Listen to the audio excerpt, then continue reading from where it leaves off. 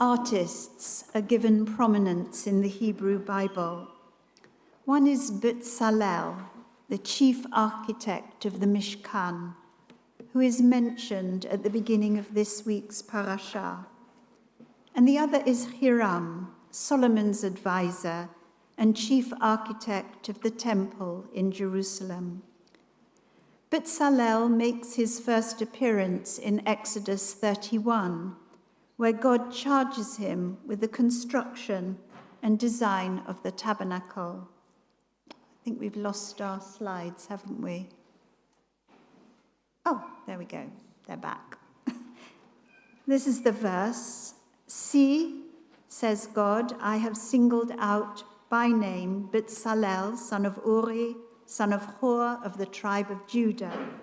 I have endowed him with a divine spirit of skill, ability, and knowledge in every kind of craft, to make designs for work in gold, silver, and copper, to cut stones for setting, and to carve wood, to work in every kind of craft. His assistant is named as Oholiav, son of Ahisamach from the tribe of Dan. But there's also a whole team of skillful artists who create the woodwork, the furnishings, the lampstand, the altar, and the vestments for the priests. Women particularly are singled out for their role as artisans and weavers. What is it that distinguishes Bezalel from other artists? The Torah is clear that he is imbued with Ruach Elohim, the Spirit of God. Divine Spirit is translated in this version on the screen. With Chokhmah, with wisdom. With Tevunah, understanding. Uveda'at, with knowledge in every kind of work or craft. His credentials are second to none. His artistic work demonstrates his skill and ability, as well as a deep knowledge of his craft. And yet, according to a rabbinic midrash, when Moses descends from Mount Sinai and announces the appointment of Bezalel, the Israelites, true to form, complain.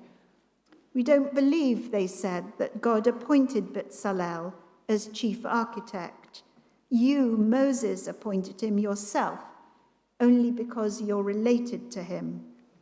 You are king, Aaron, your brother, is high priest, his sons are officials of the priesthood, one is chief of the Levites, other members of your family are bearers of the tabernacle, and now you elevate this one, Bezalel, and give him this great honor. In their mutiny against this appointment of artist laureate, the Israelites' objection is against Moses' nepotism.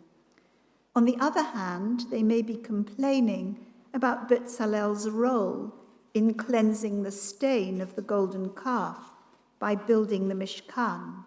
In another midrash, Bezalel is the healer, taught by God to cure the wound of idolatry, working in fire, curing with fire. This is the gift that God has given him. To work in fire is to deform and reform objects, says Aviva Gottlieb Zornberg in her commentary to this parashah. Bezalel uses fire to cast the gold into the objects used in the sanctuary. The forms that emerge from fire, she says, can wreak havoc, but they too can be destroyed in fire. The skill of the fireworker who can undo and redo is, God asserts, a wonder that no apprenticeship to a human teacher could teach. We should also remember that the biblical expression for anger, and especially God's anger, is hara'af, his nose burned. The fire of God's wrath, the conflagrations that consume the Israelites after they have sinned, is a form of deforming, reforming, and purifying Israel. Last weekend, I had the privilege of joining our members' choir for their visit to 2 Jewish communities in Paris and singing or attempting to sing with them during the Kabbalat Shabbat and Shabbat morning services conducted by Kathy and accompanied by Martin.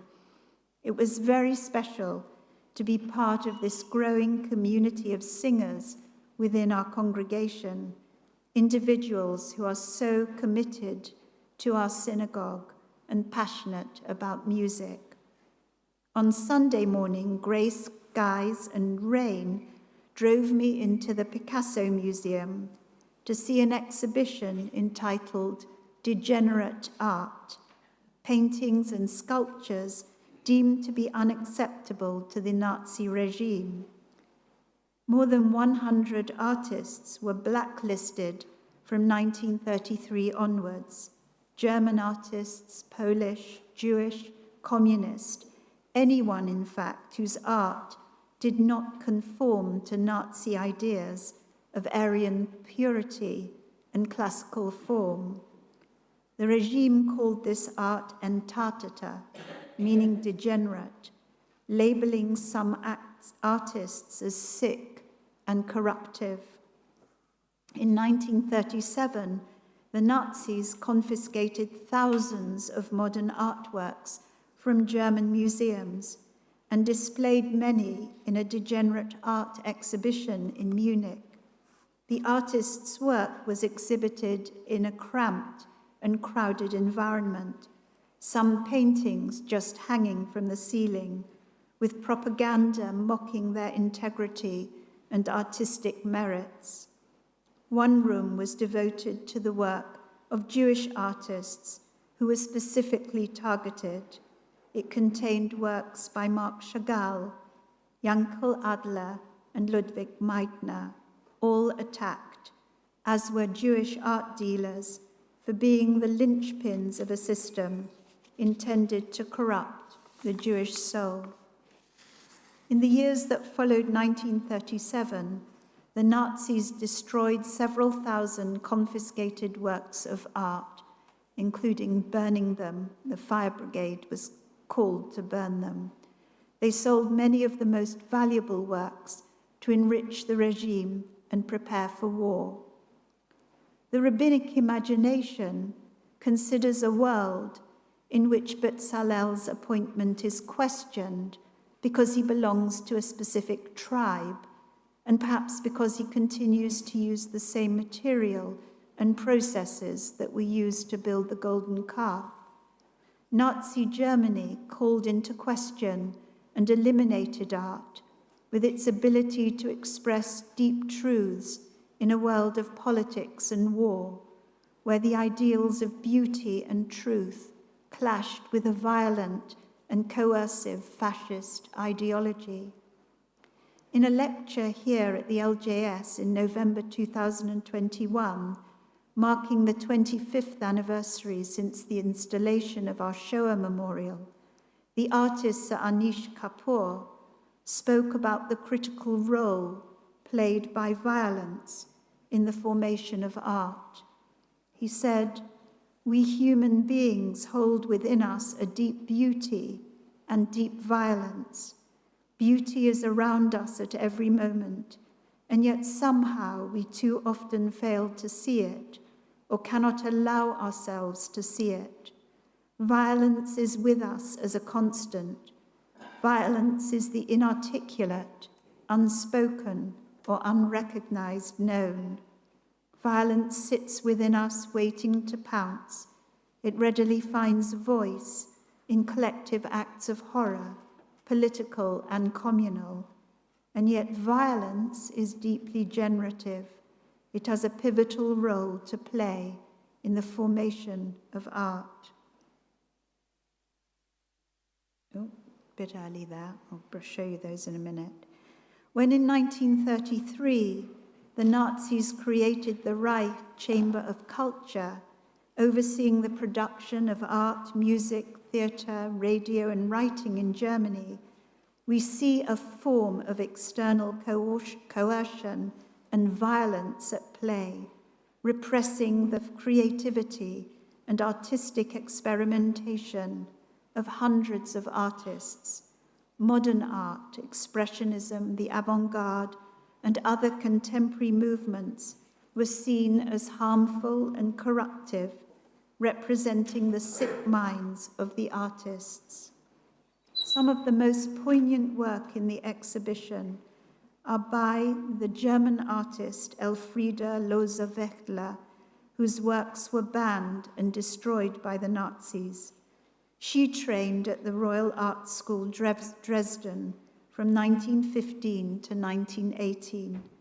Her financial and emotional struggles rendered her homeless at one point, and as her mental health deteriorated, she was hospitalized in a psychiatric institution.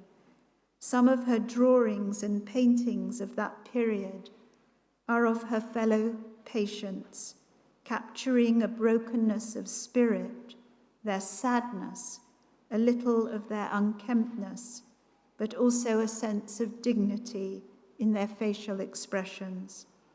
Lohse-Wechtler underwent forced sterilization, a procedure designed by the Nazis to eradicate genetic defects. She was then transferred to the Sonnenstein Euthanasia Center in Pirna, where she was gassed to death under the T4 program, Hitler's mass killing of the mentally ill, the physically disabled, and those deemed unworthy of life. There is a language of violence in the Midrashic rejection of Bezalel as chief architect of the Mishkan. In some ways, it foreshadows the episodes of faithlessness and idolatry that are to take place in the wilderness, that take place after the settlement of the land and during the monarchy. Similarly, the language of violence used to attack degenerate art foreshadowed the Nazis' program for the systematic extermination of the Jewish people in the Second World War, in which millions of men, women, and children were killed. The gifted artist, imbued with wisdom, understanding, and knowledge, so often a prophetic voice in noisy, violent times of austerity, poverty, fascism, and war, sounds a warning signal. Picasso's Guernica is an iconic example, revealing not the triumph of war, but its tragedies and suffering. It's seen as a protest against political crime and war.